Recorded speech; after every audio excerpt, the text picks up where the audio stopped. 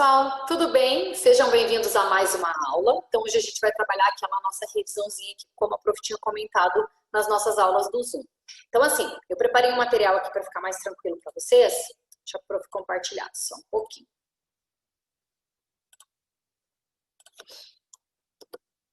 Então, assim, ó, vamos lá. Nós começamos nesse bimestre trabalhando com o gênero textual entrevista, né? Então, lá no gênero entrevista, que faz parte dos textos jornalísticos, a gente já tinha conhecido alguns do bimestre passado, né?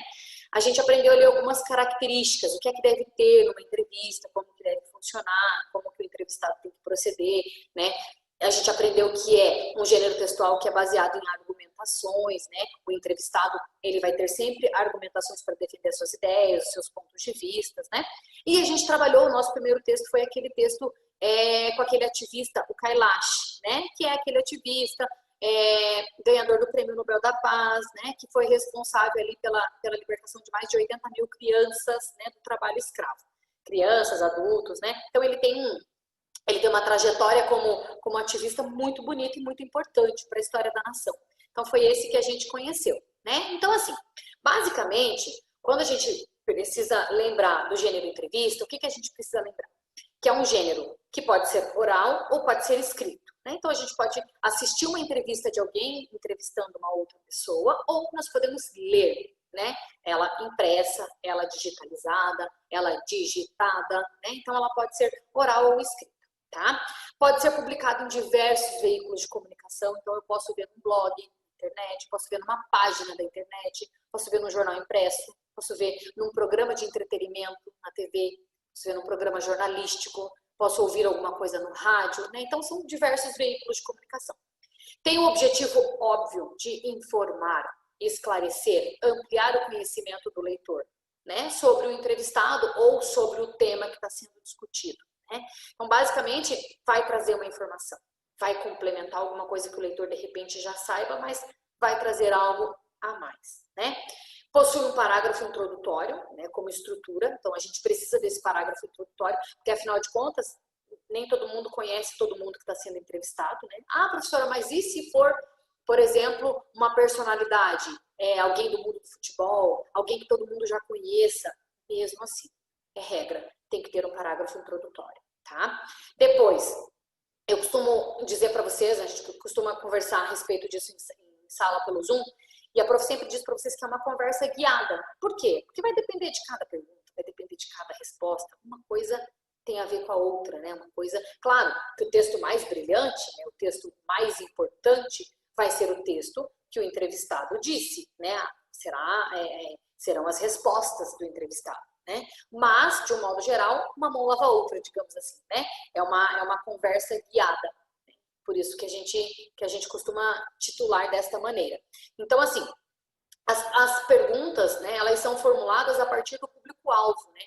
Ou do interesse, ou da necessidade. Então, assim, se o meu público-alvo for um público mais adolescente, um público mais teens, eu posso ter uma linguagem mais acessível, uma linguagem mais próxima do informal. Mas se o meu público-alvo for o mercado empresarial, for pessoas de autoridades, né? Então eu preciso manter uma linguagem mais formal. Vai depender sempre de quem é o meu entrevistado, né? E qual é o meu público-alvo, para quem vai a minha entrevista. Mas independentemente de qualquer coisa, a gente precisa manter a educação e a cordialidade, sempre, né? A linguagem adotada também vai ter a ver com isso, né? Com quem é o meu público-alvo e quem é o meu entrevistado. Beleza? De um modo geral, quando a gente diz uma conversa guiada, a gente precisa lembrar que cada pergunta e cada resposta, né, corresponde a um turno da fala. É dessa maneira que a gente titula, ok? Depois, a gente viu um pouquinho de pronomes. Só que os pronomes nós vimos muito mais no bimestre passado, né? Vimos praticamente quase todos, assim, no bimestre passado. Nesse bimestre foi mais uma questão mais aleatória, jogada dentro dos nossos gêneros textuais que nós trabalhamos e tal. Mas ainda assim a prof acha que convém a gente relembrar. Então, de um modo geral, eu escolhi aqui os demonstrativos para a gente trabalhar. Basicamente, o demonstrativo ele é utilizado para demonstrar, né? São utilizados para explicitar a posição de uma certa palavra em relação a outras ou a um contexto, né? Essa relação pode ocorrer em termos de espaço, tempo ou discurso. Gente, basicamente, eu preciso do pronome demonstrativo para demonstrar isso, aquilo, aquele, esse, essa, tá? Então, basicamente é para isso. Eu coloquei aqui, para vocês darem uma olhadinha, que a gente tem uma pequena divisão ali entre aqueles que são variáveis e os que são invariáveis, tá? Então, assim, primeiro, o que é isso, professor? Por que variável? Por que invariável? Nós já vimos, mas convém lembrar.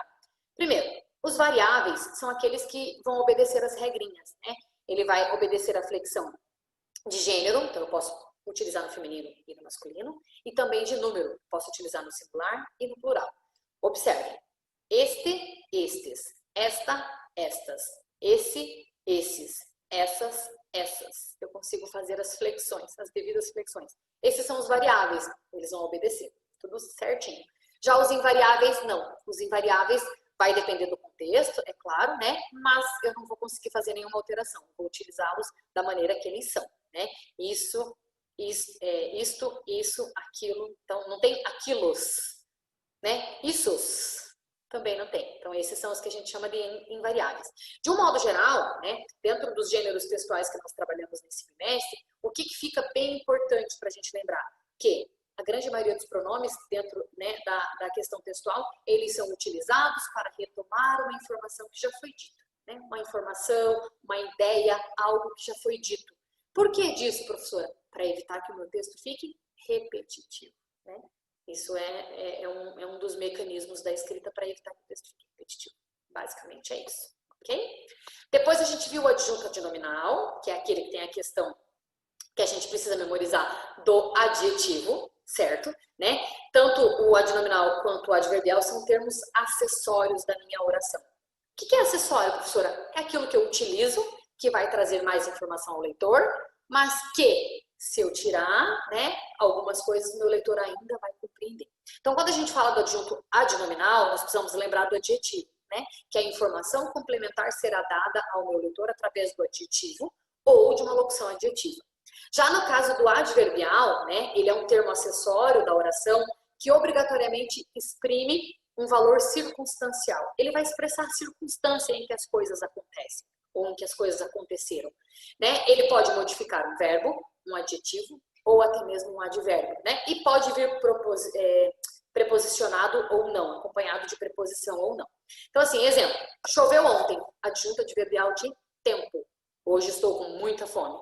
Primeiro, hoje, né, de tempo, e depois muita intensidade, né? Basicamente eu tenho dois na mesma oração, tá? Então, assim, coloquei uma tabelinha aqui pra gente relembrar. Nós fizemos uma tabelinha muito parecida com essa, e tá lá no LA de vocês. Se eu não me engano, página 26. Se eu não me engano, pode ser que eu tenha me enganado. Mas a gente fez, era uma tabela bem extensa, né? E aí nós fizemos juntos, cada um foi dando a sua opinião e foi bem legal, assim. É uma tabelinha que pode ajudar bastante vocês nesse momento agora. Então, assim, eu coloquei aqui uma indicação básica, né? Só pra gente fazer um remember mesmo. Então, ó, afirmação, estou realmente preocupado. Depois, assunto, falaram sobre futebol. Depois, causa, os homens morrem de fome. Né? Ai, morrem de quê? De fome. Depois, companhia, fui ao cinema com o meu amigo. Né? Depois, dúvida, talvez ela volte para mim. Depois, efeito, sua atitude redundou em prejuízos, né? Nossa, o que aconteceu? Vários prejuízos. Por quê? Pela sua atitude. Então, foi o efeito da sua atitude. Né? Nossa, prof, mas tem alguns aí que a gente não viu, né? Na nossa apostila, no nosso LA. Nem todos a gente viu, tá, pessoal? O prof sabe disso, mas como eu achei que ficou legal, assim, nessa tabela, achei que era interessante vocês terem, né, uma amplitude, digamos assim. Depois, finalidade. Sair a passeio. Sair para quê? Ah, sair para passear. Não sair para ir pagar conta. Fui passear. É diferente, né? Então, qual seria a finalidade? Depois, instrumento. Cortou-se com a faca. Cortou-se com o quê? Com a faca. Esse seria o instrumento. Depois, intensidade. Comeu muito. Poderia ser comeu pouco. Também seria intensidade, tá, gente? Pro muito ou pro pouco. Depois, lugar. Estive na praia, no shopping, na escola, na casa da avó. Né? Lugar, vai expressar o lugar onde você esteve, né? A circunstância. Meio, vou viajar de carro, a pé, de ônibus, de bike. Né? Então, meio vem de meio de transporte, meio de locomoção. Tá? Depois, modo, correu desesperadamente, né? Correu de maneira desesperada. Depois, negação, não trouxe o livro de português. Não trouxe. Né? Ou nunca vou falar desta maneira, também seria negação. Tá? Depois, oposição, voltou-se contra O próprio pai, desculpa, o próprio pai, né? Então, ideia de oposição. E por último, tempo. Você chegou agora? Você chegou ontem mais cedo? Você chegou, deixa eu ver, há alguns minutos, basicamente, né? Então, assim, quando a gente fala de, a gente pode utilizar, né, a questão, quando a gente fala do adjunto adverbial, a gente pode utilizar apenas o advérbio para poder expressar a circunstância, por exemplo, comeu muito, né? E a gente pode utilizar também a locução adverbial. A locução adverbial ela vai ter aquele conjuntinho de palavras, né? Então, por exemplo, nesse caso aqui, ó, correu desesperadamente. Poderia ser correu desesperadamente para não perder o ônibus.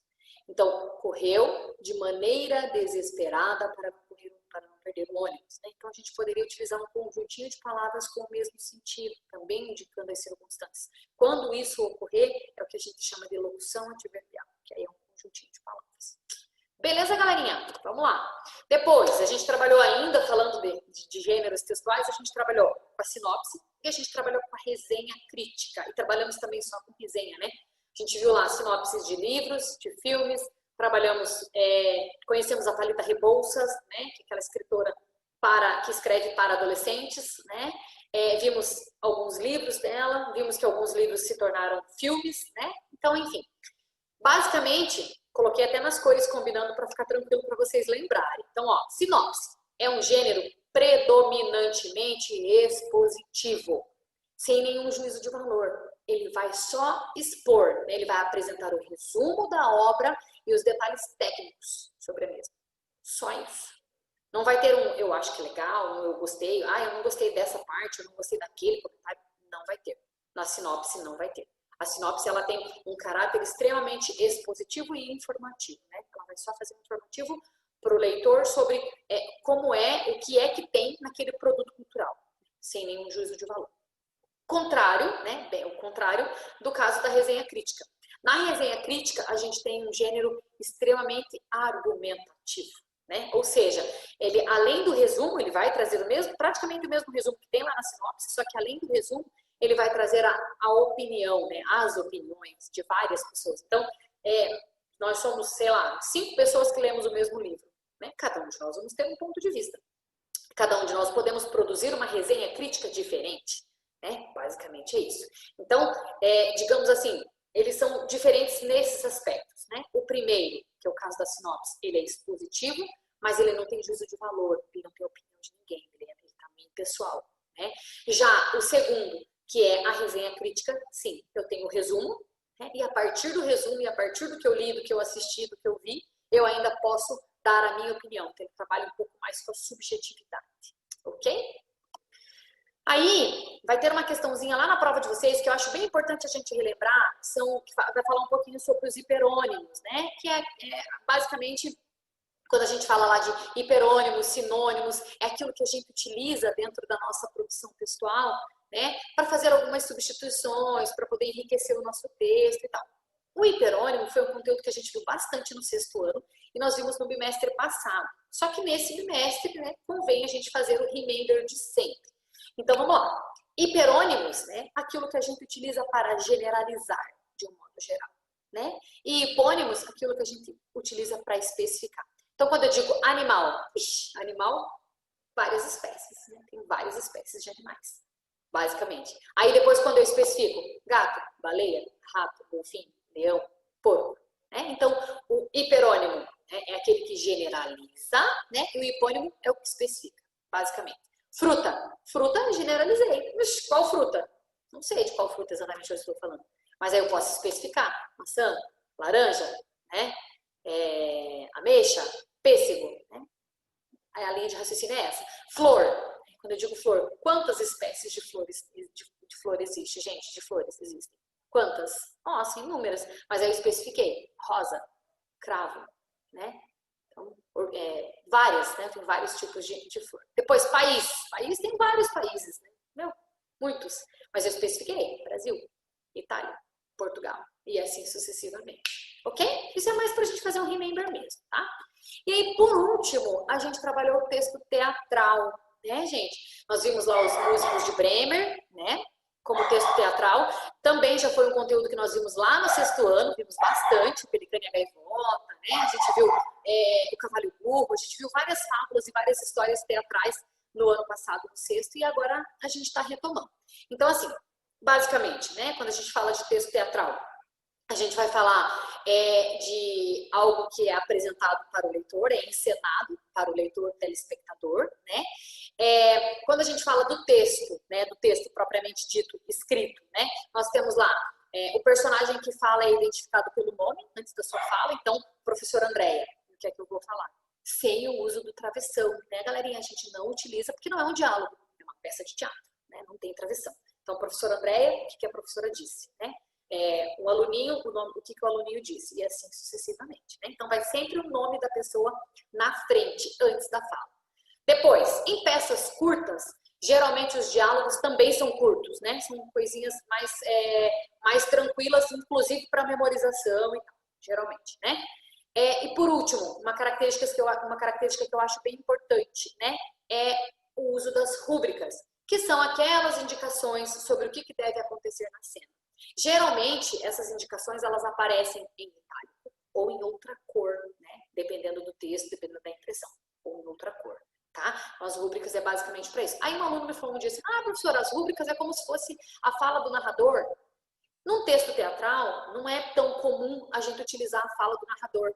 Então, de repente, seja por isso, né, a substituição. Então, a gente utiliza as rúbricas, porque aí, dentro do texto teatral, se a gente não tiver a rúbrica, para o leitor fica muito vago, o leitor tem um pouco de dificuldade de saber o que é que está acontecendo exatamente. Quando ele está assistindo a peça de teatro sendo encenada, não, porque ele sabe o que está acontecendo, né? Agora, quando ele vai fazer a leitura do texto escrito, é importante que tenha as rúbricas, né? Para que ele tenha noção do que é que está acontecendo, ou, né, do que é que vai acontecer naquele momento, por exemplo, né? Então, tem um texto que a gente viu ano passado, que tem lá assim, Casa do Pelicano, onde tem uma geladeira e uma poltrona. Está escrito isso para o leitor. Então o leitor tem que imaginar que é uma casa com uma salinha onde tem uma poltrona e uma geladeira.